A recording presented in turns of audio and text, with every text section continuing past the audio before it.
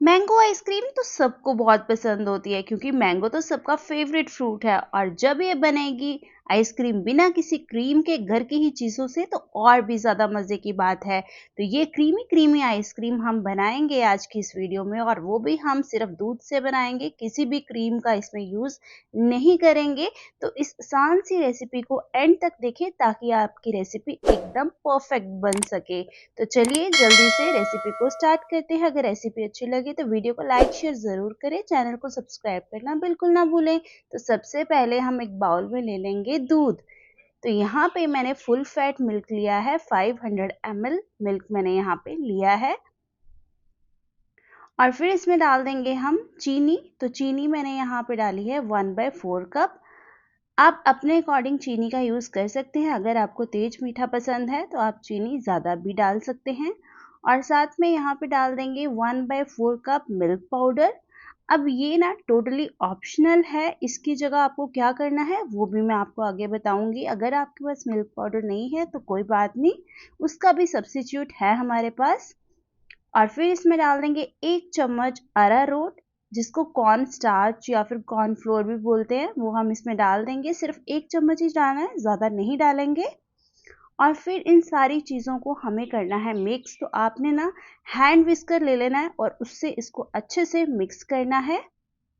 और ये सारी चीज़ें ना ठंडे दूध में ही मिक्स होती हैं, गर्म दूध में बिल्कुल भी मिक्स नहीं होंगी। तो ध्यान रखें कि दूध ठंडा हो और इसको अच्छे से आप विस्क कर लें ताकि इसमें कोई भी लम्प्स वगैरह ना रहे, गुठलियाँ ना रहें, क्योंकि कॉर्नफ्लोर और मिल्क पाउडर की ना गुठलियाँ बन जाती हैं। तो इसको आप पहले अच्छे से मिक्स कर लें।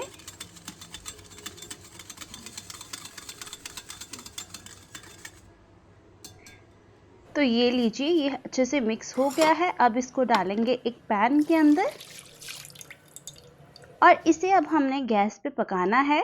तो सबसे पहले आपको जो गैस का फ्लेम है वो हाई ही रखना है और इसको लगातार आपको चलाते हुए पकाना है। तो अब बात आती है, अगर आपके पास मिल्क पाउडर नहीं है तो आपने 250 ml दूध एक्स्ट्रा लेना है यहाँ पे, और उससे आपका दूध जो है गाढ़ा हो जाएगा। जब दूध में बॉयल आ जाए तो आपको गैस कम कर देनी है और इस मिश्रण को आपको मीडियम फ्लेम पे पकाना है। और आपको हिलाते हुए इसलिए पकाना है क्योंकि इसमें कॉर्नफ्लोर है और कॉर्नफ्लोर बड़ी जल्दी नीचे लग जाता है। तो इसको लगातार चलाते हुए पकाएं और इसको हमने तब तक पकाना है जब तक कि ये गाढ़ा ना हो जाए। हमें इसको एकदम गाढ़ा करना है, जैसे बिल्कुल थिक दूध बन जाता है ना, वैसे ही हमें इसको बनाना है। और जैसे ही ये देखिए इस तरीके से गाढ़ा हो जाए, हमें गैस का फ्लेम बंद कर देना है और इसको हमने अच्छे से छान लेना है ताकि इसमें जो भी गुठलियाँ वगैरह रह गई हों वो अच्छे से छन जाएं।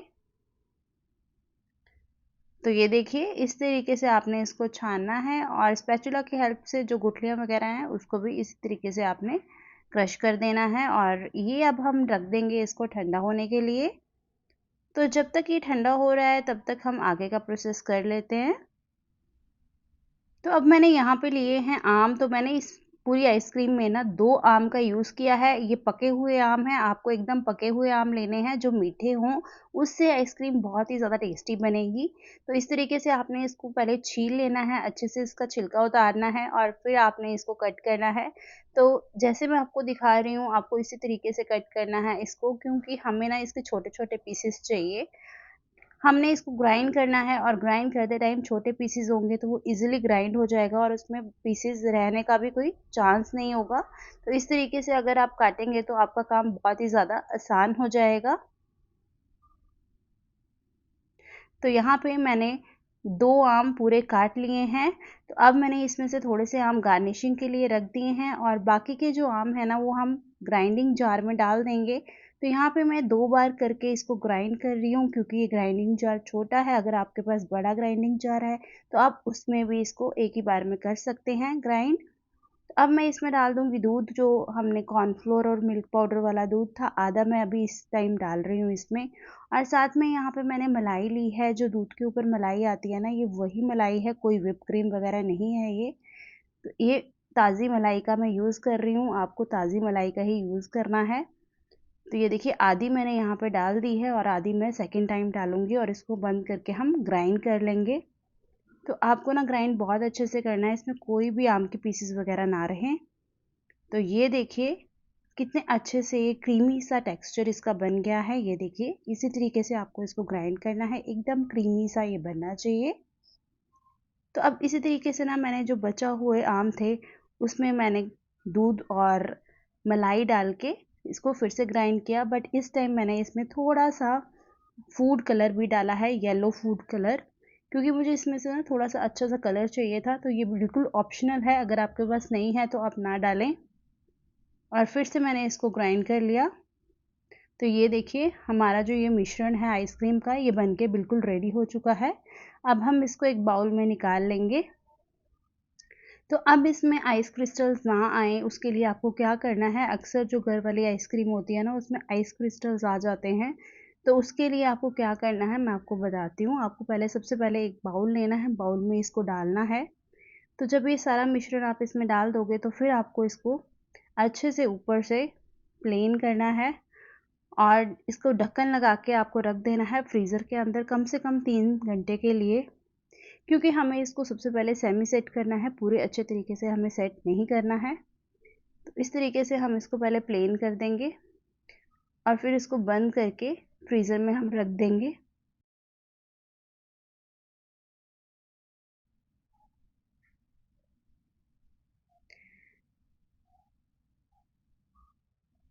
तीन से 4 घंटे के बाद जब मैंने इसको निकाला तो ये सेमी सेट हुई थी, कुछ कहीं कहीं ये लिक्विड थी और कहीं कहीं ये जमी हुई थी।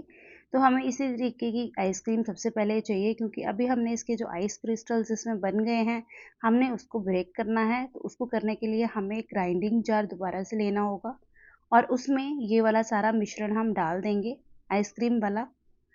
और इसको आपने ना पल्स मोड पे ग्राइंड करना है, 30 सेकंड के लिए ग्राइंड करना है। पल्स मोड मतलब मिक्सी को चलाना है, बंद करना है, चलाना है, बंद करना है। इस तरीके से ये देखिए करेंगे तो बहुत ही क्रीमी सा आपका जो मिक्सचर है आइसक्रीम का बन के रेडी हो जाएगा। तो अब इसको डाल लेंगे हम किसी भी एयर टाइट कंटेनर में और फिर से हमें इसको करना है फ्रीज़, ठीक है। तो बट इस टाइम जो है ना इसको हमें ऐसे ही फ्रीज़ नहीं करना है, इसके ऊपर हमें लगाना है कोई भी क्लिंग रैप लगा दे, प्लास्टिक की कोई भी शीट लगा दे, या फिर आपके घर में पन्नी होती है वो लगा दे, या फिर आप बेकिंग पेपर का भी यूज़ कर सकते हैं। अगर आप उससे कवर कर देंगे ना अच्छे से तो इसमें बिल्कुल भी आइस क्रिस्टल्स नहीं आएंगे। तो अभी हम इसको गार्निश कर देंगे, जो मैंने आम के पीसेस बचा के रखे थे उससे मैंने इसको गार्निश कर लिया है। अब इसको मैंने यहाँ पे क्लिंग फिल्म से रैप किया है। अगर आपके पास नहीं है तो जैसे मैंने आपको बताया है आप पन्नी वगैरह का भी यूज़ कर सकते हैं। बस आपको इसी चीज़ का ध्यान रखना है कि जो ये ऊपर वाली सतह है ना आइसक्रीम की, इसके साथ टच करनी चाहिए पन्नी, ताकि इसमें कोई भी चांस ना रहे आइस क्रिस्टल्स का। और फिर इसको ऊपर से हम ढक देंगे और अब आपको इसको 7 से 8 घंटे के लिए फ्रीज़ करना है। तो करीब 8 घंटे के बाद जब मैंने इसको निकाला तो ये बहुत ही अच्छे से जम चुकी थी। देखिए मैं आपको स्कूप बना के दिखाती हूँ इसका। ये देखिए कितनी क्रीमी सी आइसक्रीम लग रही है और बहुत ही आसानी से निकल रही है। तो ये देखिए घर पे ही कितनी क्रीमी सी बिना आइस क्रिस्टल्स के हमने आइसक्रीम बना के रेडी की है। और आप ये रेसिपी एक बार ज़रूर ट्राई करके देखें, बहुत ही कमाल की बनती है।